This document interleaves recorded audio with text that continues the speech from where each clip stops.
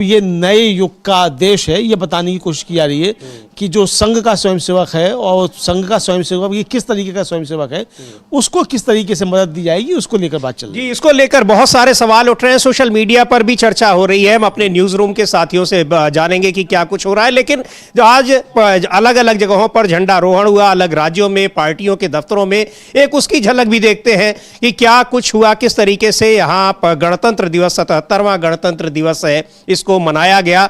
और यहाँ परेड निकाली गई, झांकियां निकाली गई, जो एक सेरिमोनियल है, परंपरागत तरीके से हर साल यहाँ राजपथ पर होता है और वहाँ से उसकी राज्यों की भी झांकियां निकलती हैं। तो कुछ उन दृश्यों को भी देखेंगे। लेकिन पद्म पुरस्कार जो गणतंत्र दिवस पर दिए गए हैं, घोषणा जिनकी एक दिन पहले हुई है, उनको लेकर कई सारे सवाल उठ रहे हैं कि क्या ये सारी चीजें राजनीति से प्रेरित हैं या वास्तव में कलाकारों का और साहित्यकारों का अलग अलग क्षेत्र में जिन लोगों ने अपना योगदान दिया है, ये उनका सम्मान है। खैर, अभी चलते हैं सीधे राजपथ। लाइव परेड अभी वहां पर जारी है और क्या कुछ हो रहा है, सीधे चलते हैं और देखते हैं कि दिल्ली के राजपथ पर किस तरह से वहां अलग अलग राज्यों की झांकियां दिखाई पड़ रही हैं और परेड दिखाई पड़ रही है। परिषद के अध्यक्ष श्री एंटोनियो कोस्टा, भारत और यूरोप की सहभागीदारी अलग अलग क्षेत्रों में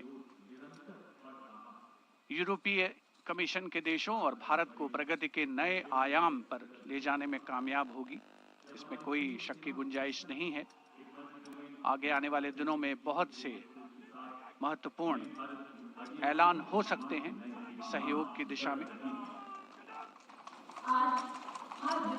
परंपरागत बग्गी में माननीय राष्ट्रपति महोदया राष्ट्रपति भवन के लिए प्रस्थान करेंगी। प्रेसिडेंट बॉडीगार्ड समारोह पूर्वक उनको राष्ट्रपति भवन लेकर के जाएंगे। राष्ट्रपति के अंगरक्षक, जैसा हमने शुरू में कहा, एक अद्वितीय एयरबॉर्न कैवलरी रेजिमेंट है। राष्ट्रपति महोदया उपस्थित जनसमूह का, जो कि कर्तव्य पथ के दोनों ओर उपस्थित हैं, अभिवादन करती हुई उनका।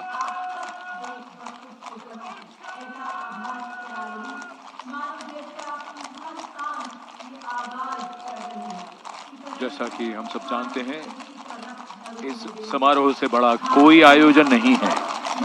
भव्य आयोजन और राष्ट्रपति जी का काफिला राष्ट्रपति भवन की ओर कर्तव्य पथ पर धीरे धीरे आगे बढ़ता हुआ, और जिस क्रम में प्रोटोकॉल के हिसाब से गणमान्य व्यक्तियों का आना हुआ था, अब उसके रिवर्स ऑर्डर में उनका यहां से प्रस्थान होता है। राष्ट्रपति जी के बाद अब माननीय उपराष्ट्रपति जी श्री सीपी राधाकृष्णन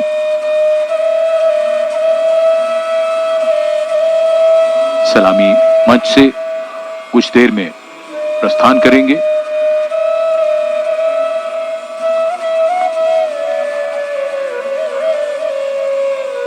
वंदे मातरम के 150 वर्ष आज के समारोह का मुख्य theme. Ceremony and tradition giving context to modernity.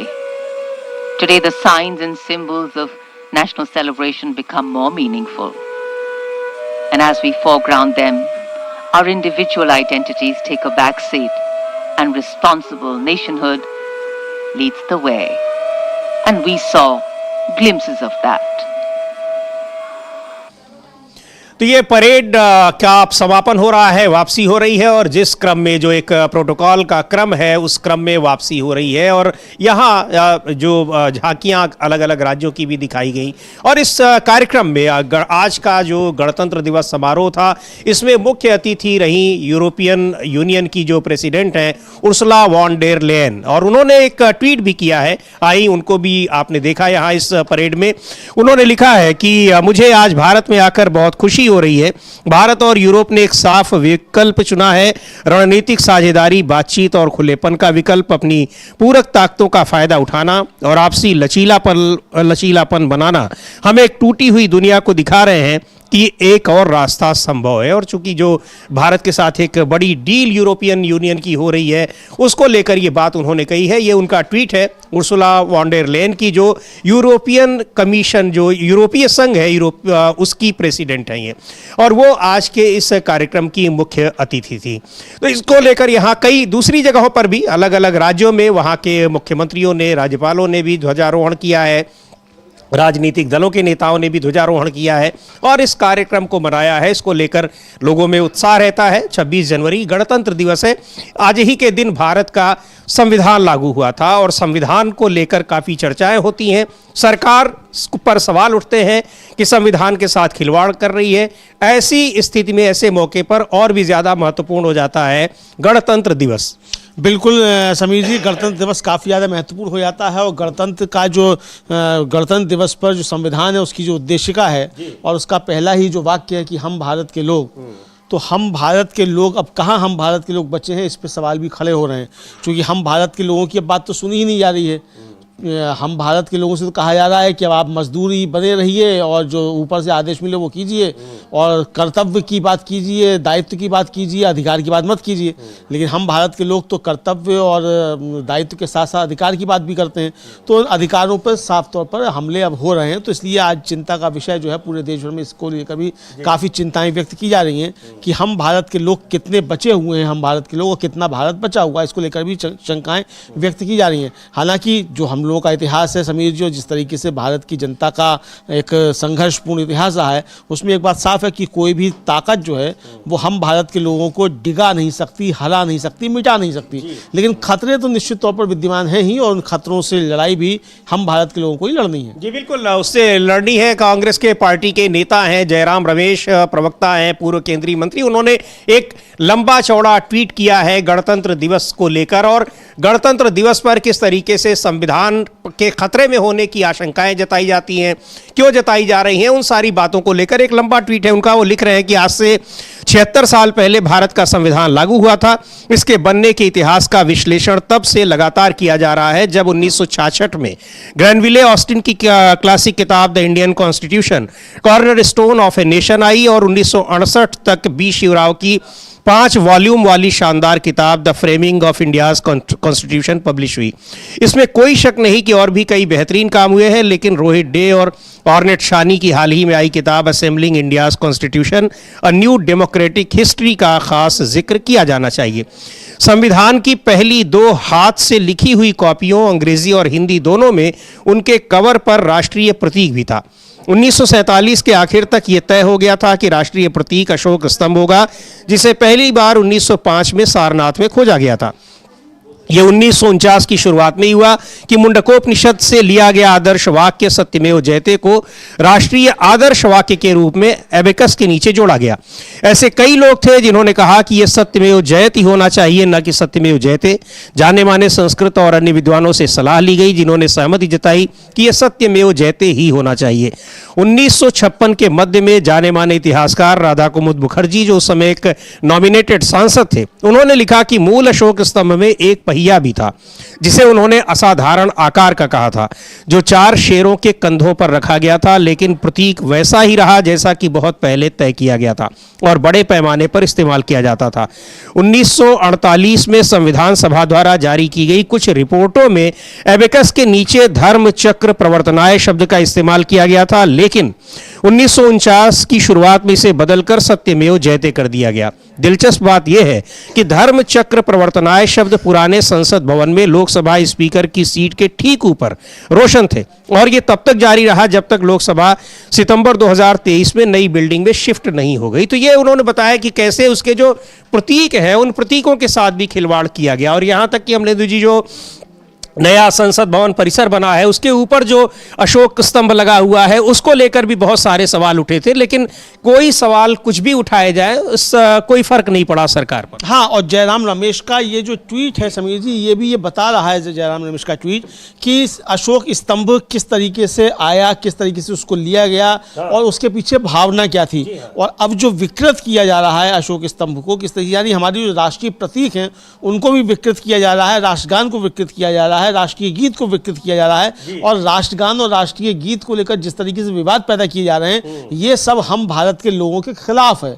ये जयराम रमेश का ट्वीट जो बताने की कोशिश करता है कि जो भी इस तरीके की चीजें की जा रही हैं, ये सारी चीजें हम भारत के लोगों के हितों के ऊपर कुठाराघात हैं, हम भारत के लोगों के अधिकारों के ऊपर कुठाराघात है। जी बिल्कुल, और इसको लेकर ये बात कही गई, इसीलिए बहुत सारे सवाल उठते हैं और संविधान को बदलने का आरोप लगता है मौजूदा सरकार पर। और आपको याद होगा 2024 में जब लोकसभा चुनाव हुए थे, उस दौरान बीजेपी के कई सांसदों के बयान आए जिनसे यह साबित हुआ कि भारतीय जनता पार्टी वास्तव में संविधान बदलने की आकांक्षा पाले हुए है। हालांकि अब 240 सीटें उसको चुनाव में मिली, इसलिए उन आकांक्षाओं की पूर्ति तो नहीं हो पाई, पर कोशिशें जारी हैं, ये विपक्ष का लगातार आरोप है। और तमाम ऐसे जो काम हैं उनसे ये साबित भी होता जाता है। बहुत सारी चीज़ें हैं, तो संविधान के साथ खिलवाड़ करने का आरोप लगाया जयराम रमेश ने सरकार के ऊपर। लेकिन आज गणतंत्र दिवस मनाया जा रहा है और संविधान का बहुत उसमें प्रमुख है।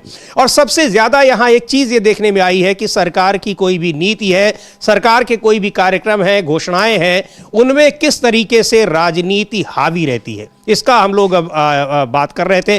पद्म पुरस्कारों की अगर बात की जाए अमलेंदु जी, सोशल मीडिया पर भी इसकी काफ़ी चर्चा हो रही है। हमारी साथी हैं आराधना, बहुत उन्होंने इसको देखा है, लगातार ऑब्जर्व कर रही हैं कि क्या कुछ कहा जा रहा है पद्म पुरस्कारों को लेकर। हम कहेंगे कि आराधना आए और हम बताएं कि क्या कुछ चल रहा है सोशल मीडिया में। वैसे तो कार्ति चिदम्बरम का ट्वीट हम लोगों ने देखा और ये चर्चा हो रही है आराधना की चुनावी राज्यों को खास तवज्जो दी गई है इसमें पद्म पुरस्कारों में, दक्षिण भारत के, यहाँ तक कि प्रधानमंत्री को अपनी पार्टी के, अपनी विचारधारा के लोग नहीं मिले तो सीपीएम के पूर्व उप मुख्यमंत्री को उनको दे दिया गया। तो क्या कुछ और चल रहा है सोशल मीडिया में? जी बिल्कुल समीर जी, मैं आपको बता दूं कि जो भी पद्म पुरस्कारों की कल घोषणा की गई, उन्हें लेकर इसके पीछे पूरी तरह से सियासत बताई जा रही है कि ये पुरस्कार किसी के सम्मान से ज्यादा एक तरह से बीजेपी ने अपनी रणनीति, अपनी राजनीति को साधने के लिए ऐसा किया है, इस तरह के आरोप लग रहे हैं। क्योंकि जब आप पुरस्कारों की सूची देखिए तो उसमें उन्हीं राज्यों के लोग, बिल्कुल उन्होंने योगदान दिया है हमारे समाज में, लेकिन इसी साल उन्हें याद करना, इसी साल उन्हें सम्मानित करना, ये सवालों के घेरे में आ जाता है। क्योंकि ज्यादातर लोग कहीं पश्चिम बंगाल से हैं, कहीं केरल से हैं, कहीं तमिलनाडु से हैं, और ये वही राज्य है जहां थोड़े ही दिनों में चुनाव की घोषणा हो जाएगी। पश्चिम बंगाल में तो मार्च में, फरवरी अंत तक मानिए कि चुनावों की घोषणा हो जानी है। और इन राज्यों में आप लगातार देख रहे हैं कि किस तरह की सियासी बयानबाजी चल रही है। हर राजनीतिक दल अपनी अपनी कोशिशों में जुड़ा हुआ है कि कैसे वहां के लोगों को साधे, कैसे अपना वोट बैंक मजबूत करे, जमीनी स्तर पर लोगों से जुड़ पाए। ऐसे में बीजेपी जो कि केंद्र में सत्ताधारी दल है, लेकिन अगर पश्चिम बंगाल में देखें वहां पे बीजेपी सत्ता में नहीं है, दक्षिण के राज्य केरल हो गया, तमिलनाडु हो गया, वहां बीजेपी सत्ता में नहीं है। और उसके लिए मुश्किल भी माना जा रहा है कि दक्षिण के राज्यों में बीजेपी उस तरह से मजबूती से उभरकर सामने आ पाएगी। आज तक दक्षिण में उसका रिकॉर्ड बहुत अच्छा नहीं रहा है। तो ऐसे में पद्म पुरस्कारों में जब केरल के राज्य, आप पद्म विभूषण में देखिए, केरल के राज्य से 3 पुरस्कार है। अगर मैं नाम बताऊं तो केटी थॉमस, इन्हें जनसंपर्क में मिला है। पी नारायणन, इन्हें साहित्य और शिक्षा में मिला है। वहीं वीएस अच्युतानंदन, जो कि मरणोपरांत इन्हें मिला है, और इन्हें मिला है जनसंपर्क में। तो ये 3 के तीनों केरल के हैं और 5 पद्म विभूषण पुरस्कार हैं, जिसमें 3 केरल को दिए गए हैं। तो आप सोचिए कि और एक अभिनेता धर्मेंद्र जो दिवंगत हुए कुछ दिन पहले, और एक तमिलनाडु, जी बिल्कुल, उत्तर प्रदेश एन राजम कला।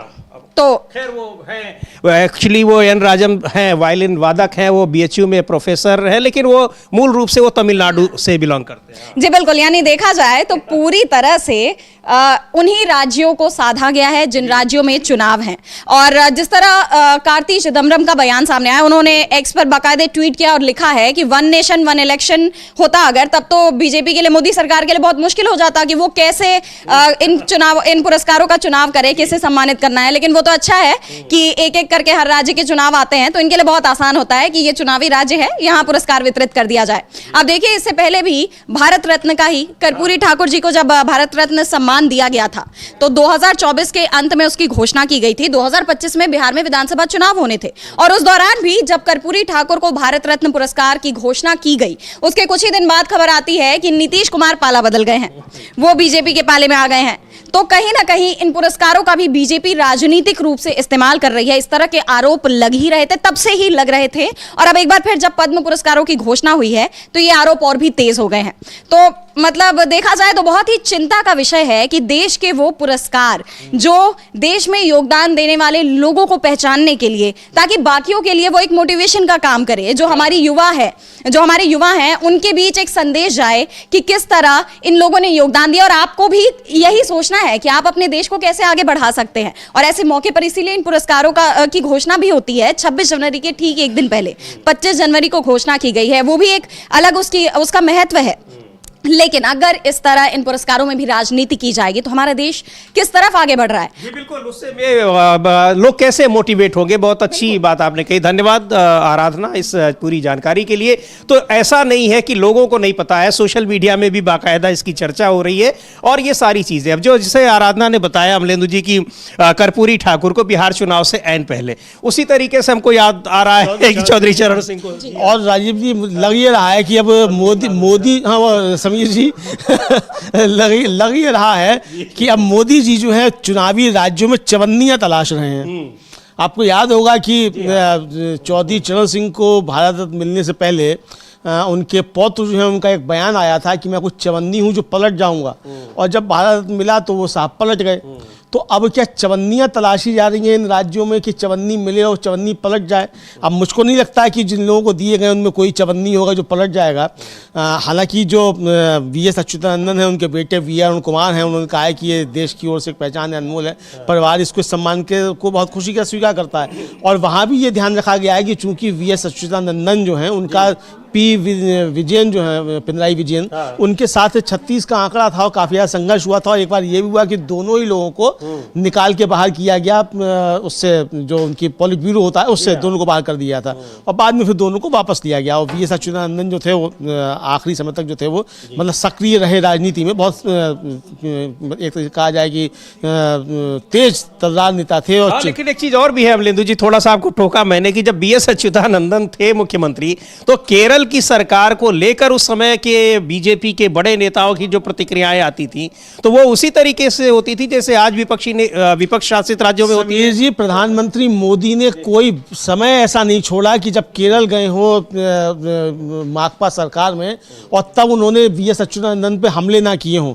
और केरल के लिए इतना तक कह दिया था कि 2016 का जब चुनाव था तो मई में मोदी जी गए थे, हालांकि उस समय ओमान चांडी जो थे वो वहां मुख्यमंत्री थे, तो उसकी तुलना जो थी सोमालिया से कर दी थी केरल की, और उस पर बहुत सख्त टिप्पणी जो थी वो ओमान चांडी ने कहा था। और ओमान चांडी ने जो था ये मतलब ये कहा कि मोदी ने जो प्रधानमंत्री के कार्यालय को अपमानित किया है, और इतना ज्यादा उनका विरोध हुआ कि सोशल मीडिया पर मोने मोदी जो था वो ट्रेंड करने लगा था उस समय ये आया। और ये चांडी ने अपने बयान में कहा था कि क्या केरल भारत का राज्य नहीं है? क्या ये प्रधानमंत्री के लिए शर्म की बात नहीं है कि वे कहें कि सोमालिया जैसा राज्य देश में है? पंडित जवाहरलाल नेहरू से लेकर डॉक्टर मनमोहन सिंह जैसे निष्ठावान लोगों ने प्रधानमंत्री कार्यालय की शोभा बढ़ाई है, और मुझे ये कहते हुए आप सोच रहे हैं कि आपकी तरह किसी ने प्रधानमंत्री कार्यालय को इस तरीके से अपमानित नहीं किया है। ये ओमान चांडी ने कहा था उस समय के मुख्यमंत्री थे। तो ये समझिए जी, आप जाके वहाँ हमले करते रहे, केरल के ऊपर आप हमले करते रहे, अब जाके आप वहाँ से, आप देखिए वहाँ से केरल से जो लिया गया है, अब आपने जो है साहब वी.एस. अच्युतानंदन को भी लिया है वहाँ से, और वहाँ से जो आरएसएस के नेता हैं पी नारायणन, आपने उनको भी दे दिया है। तो आपने वहाँ क्या बताने की कोशिश की कि नारायणन जो हैं उनका कद जो है वो अच्युतानंदन के बराबर है, ये आपने बताने की कोशिश की है।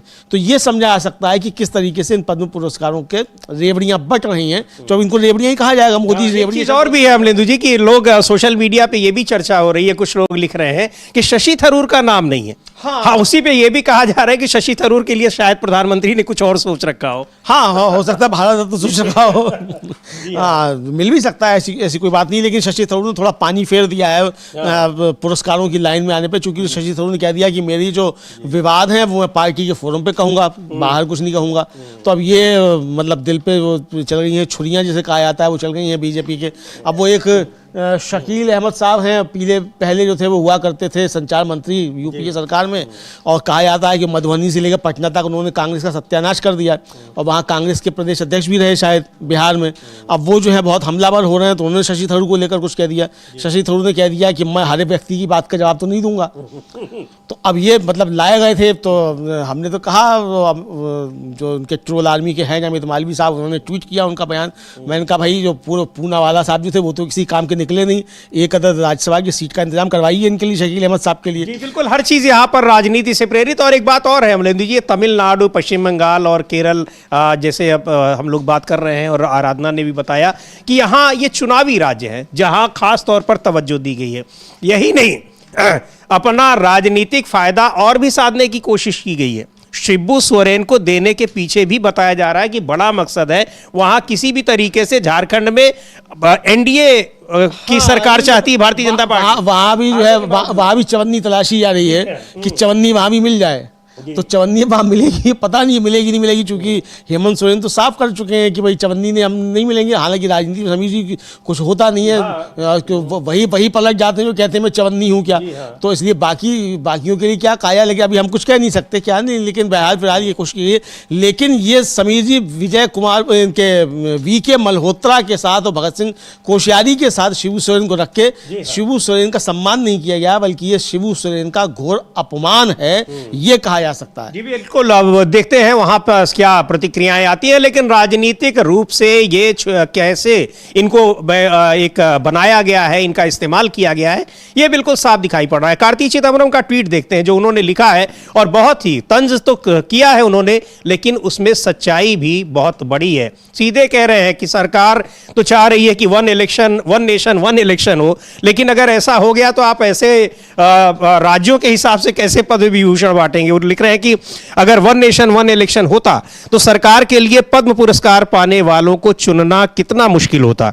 अब ये बहुत आसान है, बस चुनाव वाले राज्यों से लोगों को चुन लो। और ये भी खैर हो सकता है कि जब ऐसी स्थिति आएगी तो पद्म पुरस्कार की जरूरत ही फिर क्या है। हाँ, ये एक ही बार 5 साल में दे दिए जाएंगे। बिल्कुल बिल्कुल। अच्छा, और समीर जी केरल से एक जो पद्म पुरस्कार दिया गया है वो वहाँ एक ओबीसी वर्ग होता है, पिछड़ा हिंदू समुदाय एजवा, उसके नेता हैं वेल्लापल्ली नटेसन, तो उनको सार्वजनिक मामलों में पद्म भूषण दिया गया है।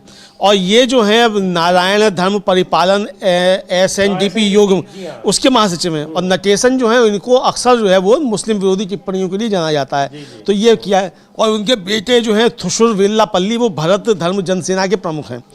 अब समीर जी इन्होंने पिछले ही साल अक्टूबर में आई मलयालम का एक वर्तमानम पॉडकास्ट होता है, और उसमें कहा था कि पुरस्कार उनके लिए बहुत कम मायने रखते हैं, और जो उनका सेंटेंस था उसका हिंदी अनुवाद ये है कि मुझे पद्म भूषण नहीं चाहिए, इसका क्या मूल्य है। यह एक ऐसी चीज बन गई है जिसे खरीदा जा सकता है, एक समय था जब इनका मूल्य था।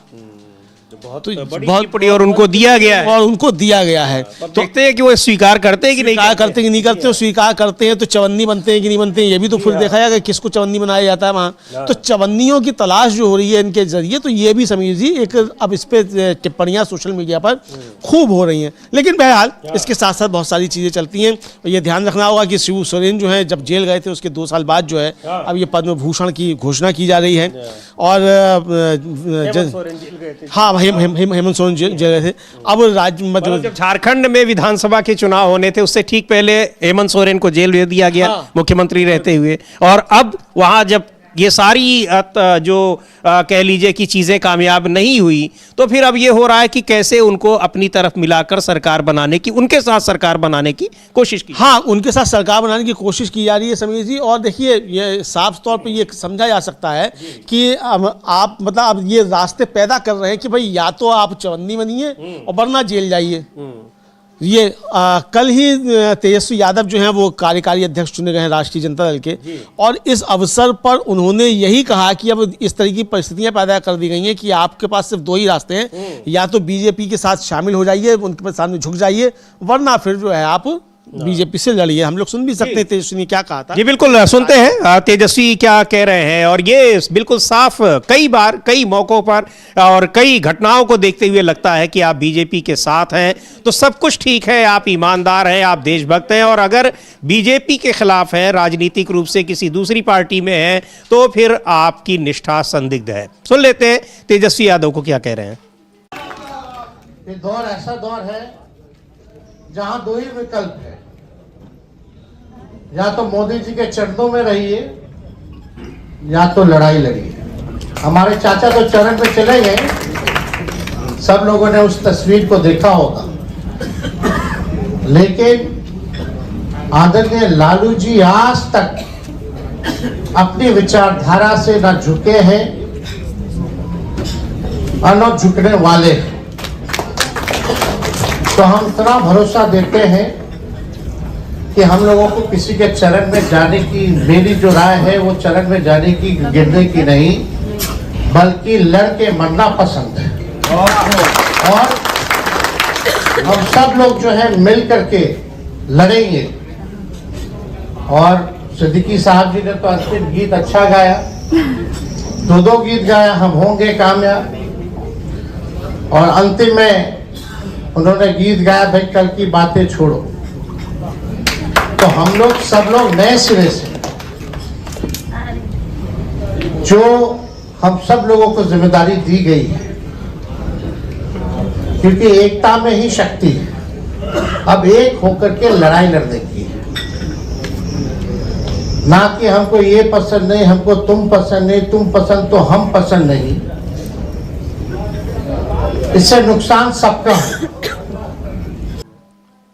तो ये है अब तेजस्वी यादव। इसका मतलब अब लेदू जी कि सीधे इन लोगों पर लगातार दबाव बन रहा है कि आप साथ में आइए, बिल्कुल उसी तरीके से जैसे तमाम नेताओं के, अजीत पवार तो कह ही रहे हैं कि मेरे ऊपर 70,000 करोड़ रुपए के घोटाले के आरोप है, लेकिन आज मैं सरकार चला रहा हूं इसलिए कि बीजेपी के साथ सरकार चला रहा हूं। ये सारी बातें हैं, लेकिन हर एक चीज को राजनीतिक फायदे और नुकसान के आधार पर देखना ये भी थोड़ा कुछ ज्यादा ही है, हो जाता है। लेकिन सरकार को नहीं लगता कि कुछ भी ज्यादा हो रहा है, चाहे राजनीति हो, धर्म हो। आप अमलेंदु जी ये भी देखिए कि काशी तमिल संगमम लगातार हो रहा है, उसका मकसद क्या है? और अयोध्या में भगवान राम की जो प्रतिमा स्थापित हुई है, उत्तर भारत में उन प्रतिमाओं का की परंपरा नहीं है, वो दक्षिण भारत की परंपरा है। लेकिन और वहां पहले जो रामलला की मूर्ति थी भी, उसको हटाकर यहां पर वो दक्षिण भारत की कम से कम राजनीतिक फायदा वहां मिल जाए, लेकिन राजनीतिक फायदा अयोध्या में भी नहीं मिला और वहां तो अभी मिलना बहुत दूर की बात है। नहीं, जब आप इस तरीके से राजनीतिक स्वार्थ के लिए आप भगवान का इस्तेमाल करेंगे तो भगवान भी कुपित हो जाता है ना समीर जी। तो भगवान कुपित है, डंडे लगा रहा है। कर्नाटक में बजरंग बली को जोड़ दिया था, बजरंग दल से तो पटक पटक की गदा मारी थी भगवान जी ने, ठीक कर दिया था। यहाँ भी राम मंदिर का लेना चाहा था तो भगवान राम कुपित हो गए, 240 पे ला पटका, अयोध्या में हरवा दिया। तो अब भगवान कुपित हैं, तो ये अब ये कुछ भी करते हैं, लेकिन ये बाज नहीं आते हैं। अब देखिए जिस तरीके से शंकराचार्य के ऊपर हमले हो रहे हैं, और समीर जी मतलब बेशर्मी की हद ये है कि शंकराचार्य के यहाँ पहुंचकर कुछ गुंडे जो हैं वो आई लव बुलडोजर बाबा नारे भी लगा रहे हैं। उनको आप जाने दिया गया। शंकराचार्य को तो स्नान करने के लिए नहीं जाने दिया जा रहा है, और गुंडों को नारा लगाने के लिए भेजा जा रहा है कि जाके नारा लगाओ शंकराचार्य के आई लव बुलडोजर बाबा। तो ये सब चीजें भी आ रही हैं। खैर आज 9 दिन हो गए हैं वो अब धरना स्थल पर हैं, और उसी जगह आज उन्होंने ध्वजारोहण भी किया है। ये तस्वीरें आई हैं और ये हम देख रहे हैं शंकराचार्य स्वामी अभिमुक्तेश्वरानंद की तस्वीरें। लेकिन इसको लेकर भारतीय जनता पार्टी बुरी तरीके से अपनी ही पार्टी के भीतर ही वहां पर जिस तरह से उलझी हुई है और शंकराचार्य के समर्थन में लोग दिखाई पड़ रहे हैं, वो अब लगता है कि ये पार्टी के लिए बड़ा मुद्दा बन गया है। इसकी बात करेंगे। इधर राहुल गांधी ने भी गणतंत्र दिवस पर एक ट्वीट किया है और लिख रहे हैं कि सभी देशवासियों को गणतंत्र दिवस की हार्दिक शुभकामनाएं। हमारा संविधान हर भारतीय का सबसे बड़ा हथियार है, यही हमारी आवाज है, हमारे अधिकारों का सुरक्षा कवच। इसी की मजबूत नींव पर हमारा गणतंत्र खड़ा है, जो समानता और सौहार्द से ही सशक्त होगा। संविधान की रक्षा ही भारतीय गणतंत्र की रक्षा है। हमारे स्वतंत्रता सेनानियों के बलिदानों को सच्ची श्रद्धांजलि है। जय हिंद, जय संविधान। तो ये आज गणतंत्र दिवस पर तमाम जगहों पर अलग अलग लोग अपने ढंग से इसको मना रहे हैं और पार्टी दफ्तरों में और सरकारों के जो प्रमुख हैं वो अलग अलग जगहों पर ध्वजारोहण कर रहे हैं। जो तस्वीर देखी हम लोगों ने माघ मेला क्षेत्र की, वहाँ शंकराचार्य, ज्योतिष पीठ के शंकराचार्य स्वामी अभिमुक्तेश्वरानंद सरस्वती ने भी ध्वजारोहण किया है और धरने पर बैठे हैं। हजारों लोग उनके समर्थन में वहां मौजूद हैं। यूपी सरकार के भीतर बिल्कुल दो फाड़ हो चुका है। अमलेंदु जी, केशव प्रसाद मौर्य बार बार ये बयान दे रहे हैं कि शंकराचार्य का अपमान हुआ है और वो उनसे अपील कर रहे हैं कि वो जाएं। एक और बड़ी महत्वपूर्ण बात कल केशव प्रसाद मौर्य ने कही है कि उनसे जब कहा जाएगा तो वो उनको मनाने के लिए उनके पास भी जाएंगे। इसका मतलब उनको वहां जाने से रोका जा रहा है। हाँ, बिल्कुल रोका जा रहा है। वो कह रहे हैं कि सरकार का काम है, वो सरकार करेगी। मैं तो व्यक्तिगत उससे अनुरोध कर रहा हूँ कि वो करें और सरकार के स्तर पर मतलब जो है वो मुख्यमंत्री जो है उस पर कर रहे होंगे, ये उनका कहना है केशव प्रसाद मौर्य का। बाइट भी होगी तो हम लोग सुन भी पाएंगे उनको कि क्या कह रहे हैं केशव प्रसाद मौर्य। सुन लेते हैं केशव प्रसाद मौर्य क्या कह रहे हैं शंकराचार्य स्वामी अभिमुक्तेश्वरानंद को लेकर। ऐसा कोई कार्यक्रम मेरा नहीं है। मैंने प्रार्थना की है भगवान शंकराचार्य जी से कि कृपा पूर्वक वो अपना जो विरोध है उसको समाप्त करके संगम, पवित्र संगम में स्नान करके एक अनुकूल संदेश देने की कृपा करें। मेरी हाथ जोड़ करके विनती है, प्रार्थना है, लेकिन अभी मेरा कोई जाने का कार्यक्रम नहीं। लेकिन जो अधिकारी नहीं पहुंचे उस पर बड़ा उन्होंने नाराजगी व्यक्त की। जो भी होगा उसके लिए हम लोगों ने कहा था उसकी जांच करा करके जो होगा समाधान उसका निकाला जाएगा, लेकिन यह अभी जाने का मेरा कोई कार्यक्रम नहीं है। लेकिन मेरी प्रार्थना पुनः है कि अगर विरोध को समाप्त करके वह संगम स्नान कर लेंगे तो एक बहुत अच्छा संदेश जाएगा, ऐसी मेरी पूज्य शंकराचार्य जी महाराज से प्रार्थना। शंकराचार्य जी ने कहा है कि आपको सीएम होना चाहिए क्योंकि आपने बात करी। वो पूज्य शंकराचार्य हैं, वो कोई राजनीतिक नहीं है और किसको सीएम होना चाहिए किसको नहीं होना चाहिए, मैं क्योंकि संत हैं, बहुत बड़े संत हैं, जगतगुरु शंकराचार्य हैं, इसलिए मैं उनके द्वारा कोई बात कही गई उस पर कोई टिप्पणी करूं वो मर्यादा के अनुकूल नहीं है। लेकिन यह सब तय करना हमारी पार्टी का काम है और उनसे यही चरणों में प्रार्थना करेंगे। हम उनका सम्मान करते हैं, प्रयागराज के माघ मेले में आए, उनका हृदय से स्वागत करते हैं।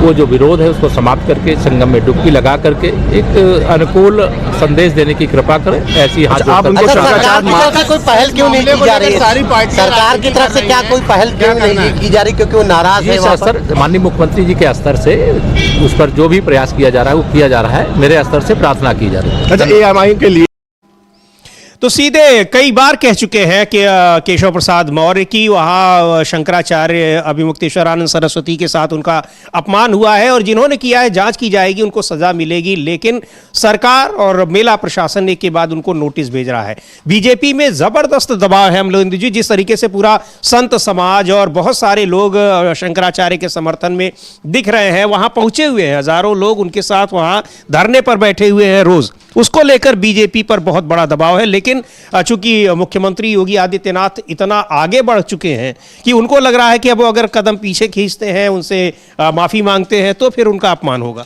नहीं, अब ये बताने की कोशिश की जा रही कि मैं मुख्यमंत्री भी हूँ और हिंदू धर्म का सबसे बड़ा आचार्य भी मैं ही हूँ, ये बताने की कोशिश है। जबकि हिंदू धर्म के सबसे बड़े धर्माचार्य जो हैं वो शंकराचार्य ही हैं। सारे मठ मंदिर जो हैं और अखाड़े सब शंकराचार्य के अंडर में आते हैं। और समीर जी, जब शंकराचार्य स्नान करने जाते हैं तो आगे आगे नागा साधुओं की फौज चलती है। ये जो एक संघर्ष पैदा करने की कोशिश की जा रही है, आप समझ लीजिए कि किस तरीके से कोशिश की जा रही है। धर्म को बांटने की कोशिश हो रही है, हिंदुओं को बांटने की कोशिश की जा रही है। वो लोग जो कहते थे कि बटोगे तो कटोगे, तो वो हिंदुओं को काटने पे बांटने पे दोनों पे तुले हुए हैं। ये सामने आ रहा है। और किस आधार पे बांट रहे हैं आप? शंकराचार्य का अपमान करके। ये हिंदू धर्म का अपमान है समीर जी, शंकराचार्य का अपमान नहीं है बिल्कुल भी। जी, यही बात कह रहे हैं शंकराचार्य भी। एक बार सुनते हैं क्या कहा है। लेकिन 9 दिन हो गए हैं उसी जगह पर वो बैठे हुए हैं जहां उनको मेला प्रशासन जबरन वहां उनको ले आया है, स्नान नहीं करने दिया। और उनके समर्थकों के साथ क्या कुछ हुआ था वो तमाम तस्वीरें, विजुअल्स हम लोगों ने देखे हैं कि कैसे उनको घसीट घसीट कर मारा गया था। सुनते हैं शंकराचार्य क्या कह रहे हैं। योगी आदित्यनाथ ने भाई अपनी राजनीति चमकाने के लिए कोई कितना भी कुछ करे, राजनीति चमकाने के लिए किया गया। जब तक मुकदमा चल रहा था राम जन्मभूमि का, कितनी बार पैरवी करने के लिए न्यायालय गए आदित्यनाथ? बता दो नाम। वकील थोड़े ना, वकील पैरवी नहीं करता है, वकील बहस करता है। पैरवी जो है मुवक्किल करता है। आप लोग ये मानते हैं कि बीजेपी ने मंदिर बनवाया कि वकीलों ने कोर्ट में केस जीता? वकीलों ने जो जीता, पक्षकारों ने जीता। काउंटर कर रहे हैं, वकीलों ने जीता, पक्षकारों ने जीता। तो मुकदमा तो उन्होंने लड़ा, बीजेपी ने कहाँ लड़ा मुकदमा? बीजेपी कहाँ पक्षकार थी, बताओ ना। नहीं पक्षकार थी, तो फिर बीजेपी की सरकार जब नहीं थी तो यहाँ पर नहीं बना मंदिर। बीजेपी की सरकार, ये तो कौआ के बैठने से फल गिर गया तो आप कहेंगे कौए ने तोड़ दिया, ऐसी बात कर रहे हो आप। तो ये बड़ी महत्वपूर्ण बात कर रहे हैं अमलेंदु जी, शंकराचार्य अभिमुक्तेश्वरानंद की राम मंदिर का श्रेय इतना ले रहे हैं, इतना पॉलिटिसाइज कर रहे हैं। वही बात अभी जो हम लोग कर रहे थे कि कैसे उसका भी राजनीतिक फायदा ले लिया जाए, लेकिन उसके लिए क्या किया है, पैरवी किसने की है, और उसमें उत्तर प्रदेश के जो मौजूदा मुख्यमंत्री हैं योगी आदित्यनाथ, उनका क्या योगदान है। वही बता रहे हैं कि पैरवी तो हम लोगों ने की, उसमें उनका कौन सा योगदान है ये बताएं वो। और आज वही ये तय कर रहे हैं कि कौन हिंदू है, हिंदू धर्म कैसे चलेगा, हिंदू धर्म के तरीके क्या हैं, हिंदू धर्म की क्या उसकी परंपराएं। हाँ, बल्कि अब हिंदू धर्म की मतलब संहिता है जो वो भी बीजेपी लिखेगी। अब बीजेपी बताएगी कि कैसा हिंदू हो और हिंदू धर्म में क्या क्या करना है, ये बीजेपी बताएगी। अरे बीजेपी पैदा भी नहीं हुई थी, हिंदू धर्म सदियों से है। सनातन धर्म इसीलिए है कि आदि सनातन है। तो ये सनातन धर्म पे हमला बीजेपी कर रही है, ये साफ तौर पर समझ में आ रहा है। और आप देखिए कि मोहन भागवत खामोश हैं, नरेंद्र मोदी खामोश हैं, चुप्पी साधे हुए हैं। भाई किसी अधिकारी की इतनी हैसियत है कि वो बिना सरकार की शय के और शंकराचार्य पर इस तरीके से हमले करें? तो ये विपक्ष साफ तौर पे आरोप लगा रहा है। समीर जी जो स्वामी आनंद स्वरूप हैं, जो उसके अखाड़ा इसके शंकराचार्य परिषद के अध्यक्ष हैं, उन्होंने एक और बहुत तीखा बयान दिया, उसको भी हम लोग सुन सकते हैं शंकराचार्य के। जी बिल्कुल, बहुत सारे धर्माचार्य जो हैं वो इस शंकराचार्य के अपमान को लेकर सरकार पर हमलावर हैं। सुनते हैं क्या कह रहे हैं स्वामी आनंद स्वरूप। ओम नमो नारायण। आज माघ मेले के बयान विषय को एक नाचने वाली अंडरवर्ल्ड डान की जो रखेल है ममता कुलकर्णी, उससे बयान दिलाया जा रहा है। अब वो कह रही है कि स्वामी मुक्तेश्वरानंद जी आके मेरे चरणों में मुझसे आत्मज्ञान लें। अब सोचिए किस प्रकार से लोग इस विषय का मजाक उड़ा रहे हैं। और ये कौन करवा रहा है? सरकार करवा रही है शिक्षा धर्माचार्यों की। और ऐसा नहीं कि आज अब मुक्तेश्वरानंद पे है तो कल आप पे नहीं आएगा, आप पे आएगा। जो सरकार के प्रवक्ता बने फिर रहे हैं ना, वो भी रौंदे जाएंगे। और जब रौंदे जाएंगे तब भी हम ही खड़े होंगे, उनके लिए भी हम ही लोग खड़े होंगे, और कोई खड़ा नहीं होगा। इसलिए कि हम धर्म के साथ खड़े हैं, सत्ता के साथ खड़े नहीं है। हम धर्म सत्ता के साथ खड़े हैं, राज सत्ता के साथ खड़े नहीं है। ये टकराव राज सत्ता वर्सेस धर्म सत्ता है। राज सत्ता धर्म सत्ता को रौंद देना चाहती है, समाप्त कर देना चाहती है इसी विषय को लेकर के, लेकिन ये हरगिज नहीं होने देंगे, चाहे भले मर मिटेंगे। ममता कुलकर्णी सावधान हो जाओ, तुम्हारे ऊपर केस करेंगे। तुमने धर्म सत्ता की अवमानना की है, तुम जेल जाओगी। दाऊद के मामले में तुमको जेल नहीं जा पाई, लेकिन इस मामले में तुम जेल जाओगी। तुमको किन्नर मिन्नर जितने भी इन्नर किन्नर अखाड़े हैं, कोई बचा नहीं पाएगा तुमको।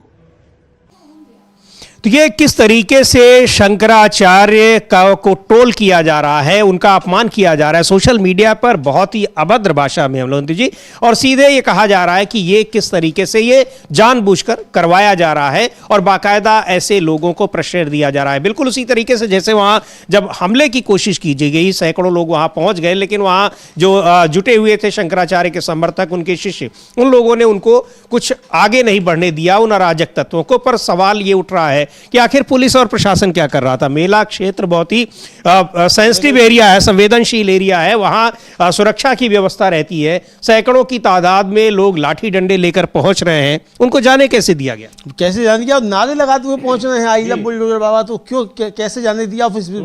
ठीक वहां तक पहुंच जा रहे हैं जहां शंकराचार्य हैं। और वो तो कहिए उन्होंने पहले ही वहां से सीसीटीवी कैमरे लगवा दिए थे। तो आशंका थी, इसका मतलब उनकी आशंकाएं सही थी।